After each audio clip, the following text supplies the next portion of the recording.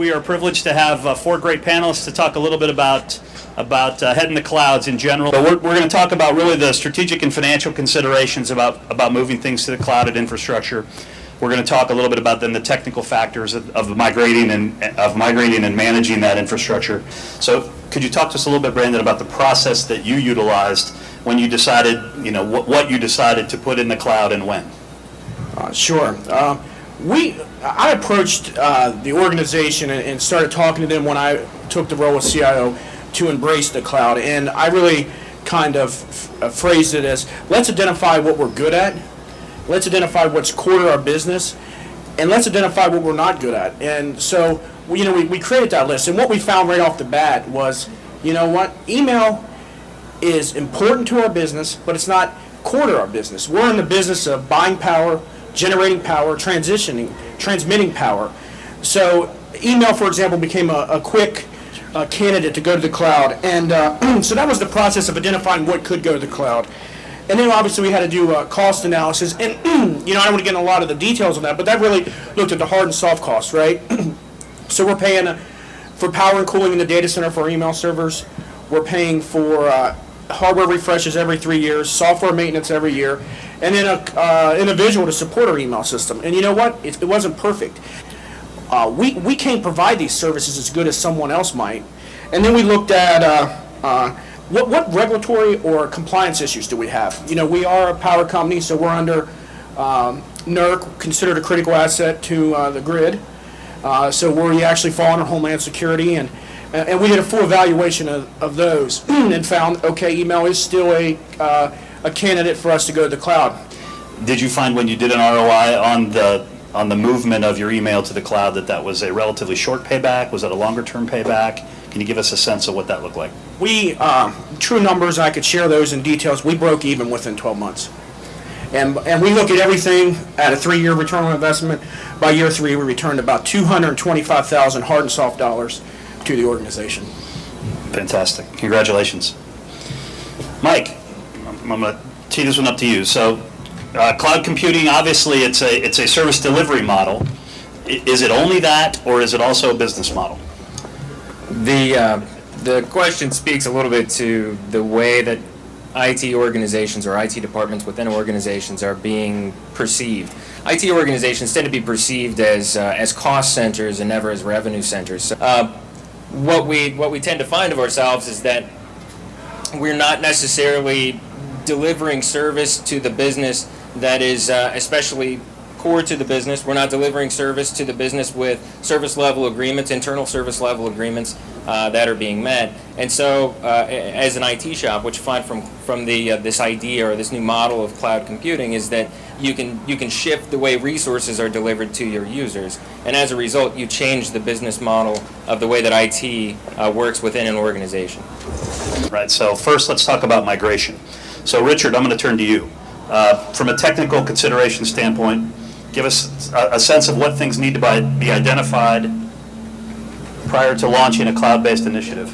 So I think it's really important before we even consider just the technical aspects, right? How many people are really affected by migration to the cloud? And when you do that, I think there's really 4 core areas that you got to look at. And even within those 4 core areas, there's going to be other considerations, right?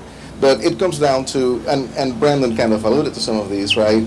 People are very important, right? So as you're considering your migration, you have to consider how you sell that to your folks, because in the end, right, your organization is going to rise or fall based on your human assets.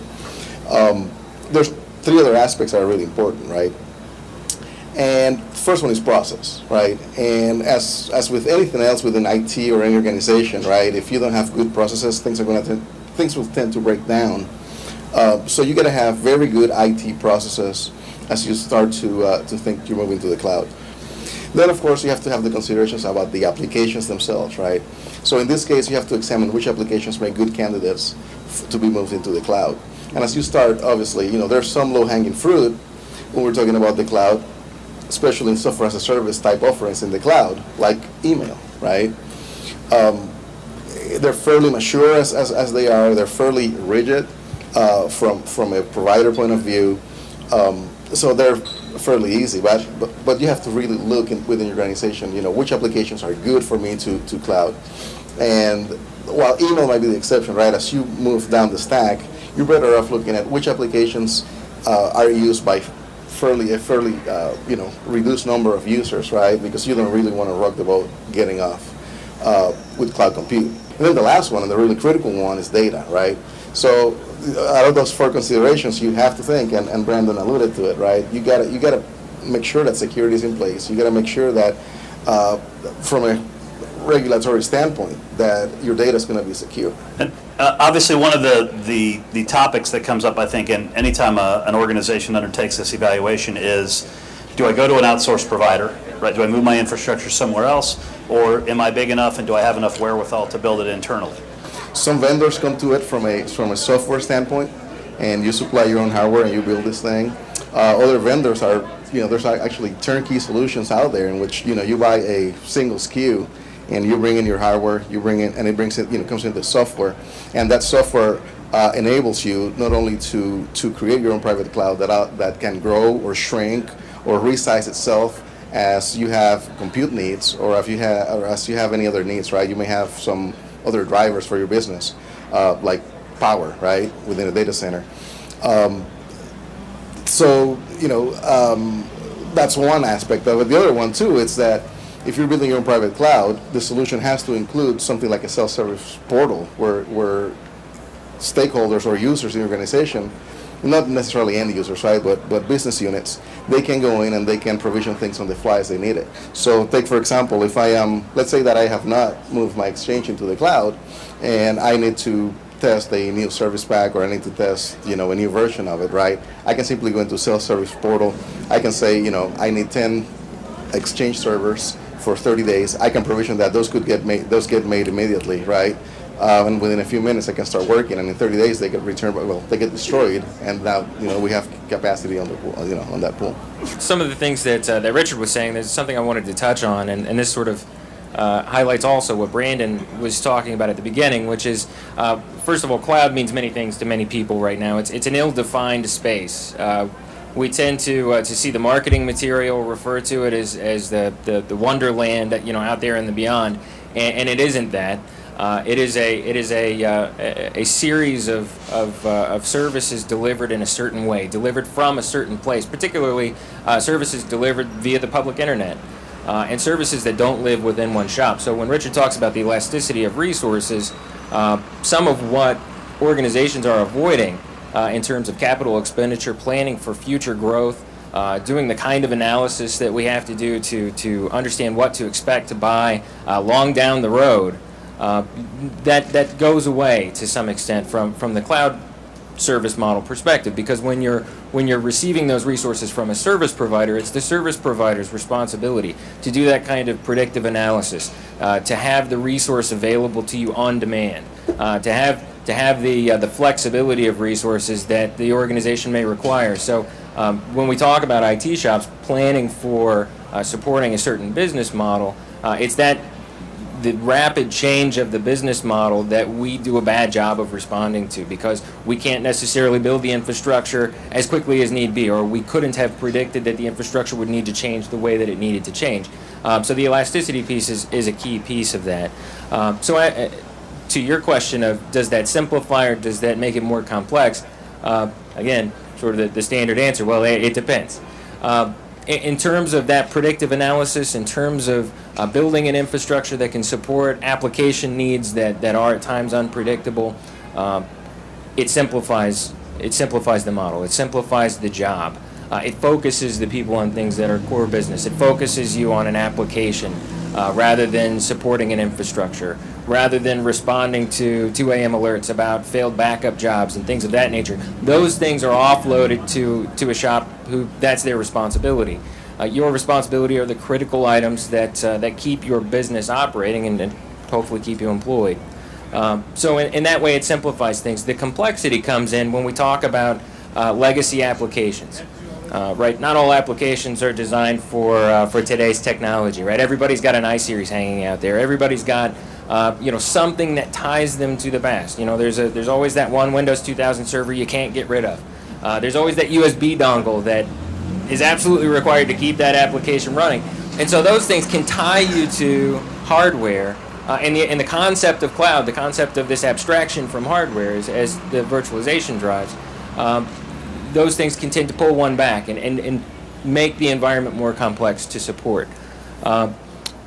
Depending upon the service provider model, that can be complicated to deliver. It can sometimes be simplified as a result of using certain service providers. So those are the types of things, though, that you have to consider when moving into the cloud environment. Is this something that you can attack strategically as it relates to specific applications, or is this an environment that I can offload my entire infrastructure to? All of the details behind it are what make that a yes or no answer. Ron, I've been letting you sit idly by, so now's your time to shine. Ready? Let's go.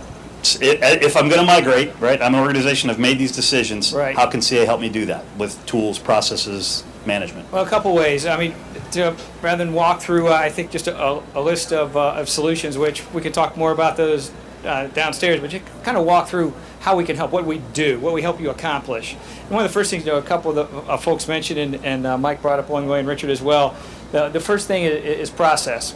So what we found is, there are lots of tools and technology. We've all seen them, before, in lives past and present, that provide additional speed, additional capability, agility. The buzzword now. But those are very dangerous things without the right kind of process and best practice in place. So one of the first things that we help bring to the table is the ability to take the best practice that you have defined and be able to introduce that in an automated, structured, best practice manner into the environment. So you're leveraging that stuff from the outset. So before you're going ahead and creating additional virtual services, virtual environments, those things are being done with the same good, hard discipline that hopefully they're being done today, because it's easy for those things to get out of control. Common kind of symptom at the outset is virtual sprawl or virtual explosion, as we'll sometimes encounter. But that's because those proper disciplines aren't in place. So the first thing is to drop the right process in and make sure that you can follow that and make that just part of the fabric of your cloud environment. In fact, the first part of the fabric. From there, being able to define what your gold standards are, what your environment needs to look like, enforce those from the outset as well, because the process is one thing, but there are things that are being delivered, there are things that are being defined, and you're setting big precedents from the first day. So you want to spend the extra time to make sure those are well understood, well defined, well controlled, because they'll save you permutations of aggravation down the road. The ability to drop in as well. If you have those in place, if you have good process and you have good gold standards, bringing elements of self-service into the environment can be a good thing. That was brought up as well earlier. Give end users their ability to ask for certain things that they can use to do their job. But again, subject that to policy, workflow, the right kind of approvals, everything goes the right way. Weave that into your existing change management process. Update the artifacts that you probably have present in your environment from an asset management and from a configuration management perspective to keep those things current. So for the day that they don't behave the way they should, even though this environment's elastic and it's moving, you know where things are at. You keep that stuff current, right? So then the ability to, once that's in place, monitor the behavior of these things. Monitor how the infrastructure behaves. Monitor what the service looks like to the end user, to the consumer. What does that turnaround, that behavior look like? Monitor the cost of this thing as well. What does that look like? How does that change over time as more users come on, as changes occur in the environment? The cost fluctuates as much as anything in this environment. So you have to make sure you keep an eye on that and understand the level of service you're providing to that customer, what the underpinning's doing, and ultimately what it's costing you, because is it worth it or is it not?